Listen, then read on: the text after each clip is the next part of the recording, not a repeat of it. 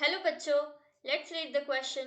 The question says that what do you understand by a marriage of convenience? What you consider Lumov and Natalia's union to be a marriage of convenience? Would you consider Lumov and Natalia's union to be a marriage of convenience? If so, why? Give reasons for your answer. Marriage of convenience के बारे में आप क्या समझते हैं? यानी कि अपनी सुविधा के अनुसार जो आप शादी करते हैं।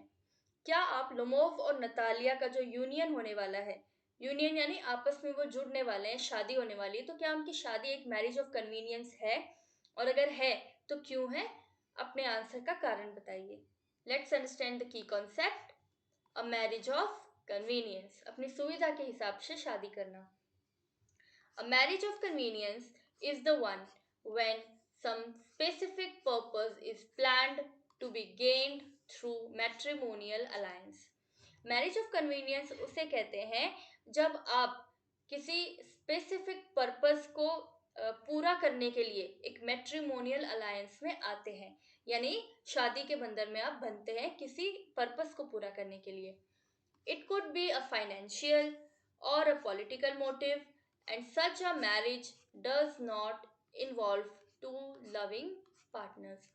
अब उस वो कारण कैसा भी हो सकता है, वो पैसों का कारण हो सकता है कि आप पैसों के लिए शादी कर रहे हो, या फिर कोई पॉलिटिकल मोटिव हो सकता है, यानी कोई राजनीतिक चाल हो सकती है, या फिर या तो पैसों का या फिर राजनीतिक चाल। और ऐसी जो शादी होती है उसमें कभी भी जो दोनों पार्टनर्स है वो लविंग पार्टनर्स नहीं है, यानी कि वो एक दूसरे से प्यार नहीं करते हैं।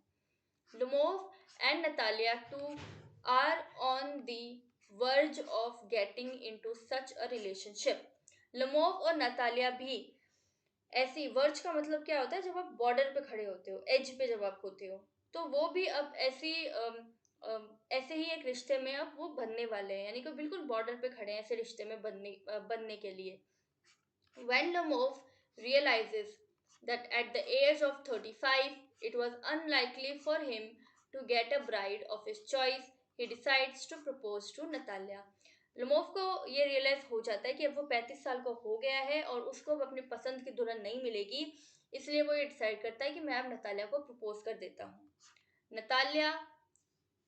Natalia too, at the age of 25, is very desperate to get married. Natalia भी 25 साल की है और उसको बहुत ज़्यादा वो बेसब्र है शादी करवाने के लिए।